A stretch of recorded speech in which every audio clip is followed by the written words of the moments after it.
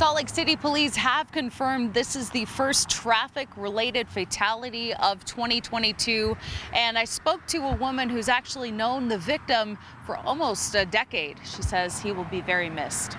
Well, it's interesting, Kelly. Airport workers that I talked to who couldn't go on camera did confirm over the past 3 or 4 weeks they've seen a shift in some people deciding not to wear their mask at the airport. Now, this was, of course, before the news broke today. However, now legally, you don't have to wear a mask inside the airport or even on the plane. Cybersecurity attacks from Russia are a real threat. I spoke to the special agent in charge here at the Salt Lake City FBI. He says that every organization, big or small, needs to have a plan of how to respond to any disruptive cyber activity. It's definitely been a bag of mixed reactions. A lot of people walking by are stopping to admire it, even take pictures with it.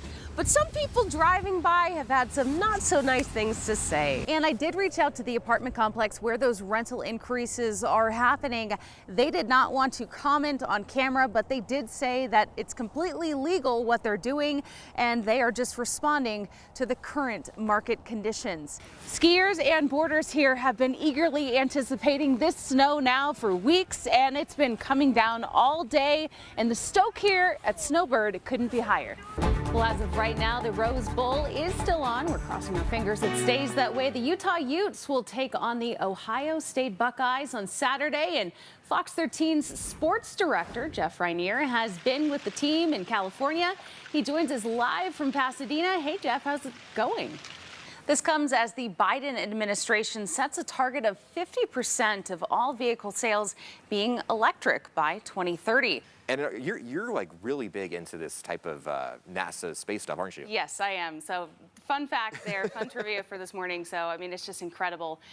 In such a hard sequence, they had to fold it like origami style. So deploying it was, you know, nerve-wracking, to say the least. Our resident NASA expert.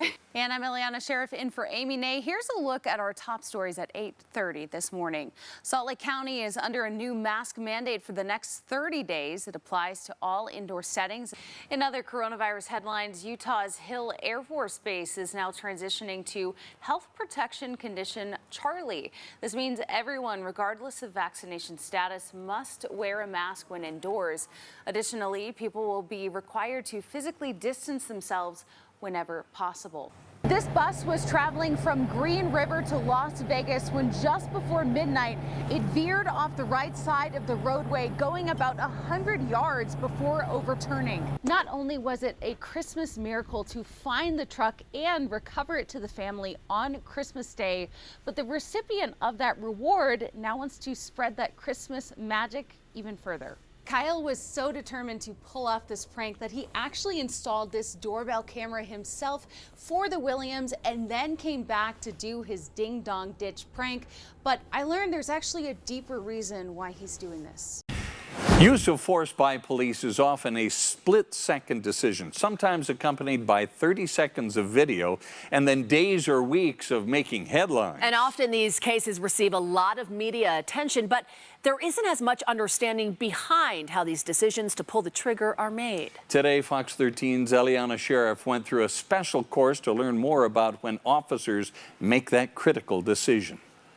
Use of force it's ugly, right? It's never a pretty thing for police to use force. That part of their job gets a lot of attention from the media and from you. This is an important conversation in society. Law enforcement officers can have a difficult job. Oftentimes accompanied by cell phone videos, people can form an opinion almost instantly. The public is truly uneducated about what the rules are. And in less than an instant, officers have to decide whether or not to act. But there is one appropriate legal question, and that is, based on all the facts and circumstances known to the officer at the time they used force, was that force reasonable? These ATF agents want the general public to be able to put these incidents into context, and they want us to help. I think it's the Hollywood effect on police shootings. Like that a single shot will drop someone to the ground, or that you can shoot at a limb or hand. As we use deadly force especially, the whole point is to stop the threat. So after hours in the classroom, studying case law, learning the use of force policy from the DOJ, and some interactive lessons. No. Keep your hands where I can see them. It was time to put my knowledge to the test. There's a number one predictor in regards to whether or not officers will use force, and if they do use force, how much force they will use. And that is simply the behavior of the suspect. In this simulated use of force situation, I got to experience firsthand just how fast these decisions have to be made. I was in a situation where there was imminent danger of serious physical injury to this clerk you see. So I fired my weapon, 12 rounds in about 3 seconds, and according to my teacher, I thought you did a good job. You recognized the threat. You recognized that when you reached into the car, it was a threat. I passed. But this was a simulation and not a real life or death situation. We're not trying to convince anyone that something's good or bad. We're just trying to educate and explain how rapidly these events evolve, how quickly you have to make decisions, and the underpinnings of the legal framework under which we make these decisions. These ATF agents actually started their tour back in March. We here in Salt Lake City are the 16th stop, and they plan to visit all 50 of the largest cities in the United States by the end of the tour, continuing this discussion. In Salt Lake County, Eliana Sheriff, Fox 13 News, Utah. We're also now learning more breast cancer deaths could be a ripple effect of COVID-19. October is Breast Cancer Awareness Month, and doctors are saying if you delayed getting an annual screening, don't delay anymore. Fox 13's Eliana Sheriff spoke to a breast cancer survivor. I thought I would be more prepared being a nurse, but when you're the patient, it's completely different. While Bryn Haskell has spent over 20 years as a nurse helping others through some of their hardest times, she couldn't prepare for her own cancer diagnosis. I was sure it was nothing. After finding a lump on her breast, Bryn decided to get it looked at. Sure enough, it was cancer. And because of the pandemic limiting the number of people inside the hospital, she braved much of her fight alone, including the moment she found out she had cancer. It was hard to hear that, and then to go out to the car and tell my husband, sorry, I have cancer. A month after her diagnosis, she opted to have both breasts removed. Still that fear of waking up after surgery and hearing, oh, it's spread, or we found something else. And then just to wake up and not have your breasts anymore. Fortunately, it didn't spread, and Bryn is now cancer-free in remission.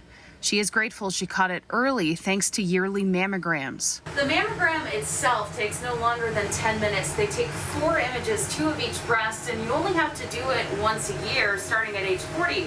However, in Bryn's case, she started before the age of 40 because she knew she had a family history. Really a miracle I caught it when I did, just because it had only been a year since my last mammogram. Bryn is confident if she would have delayed her screening, her cancer would have spread. That's why making screenings a priority is crucial, especially here in Utah. We rank 44th in the nation for being on time with our yearly screening mammograms. Dr. Catherine Everton says getting checked annually can be the difference between having to get a more aggressive treatment.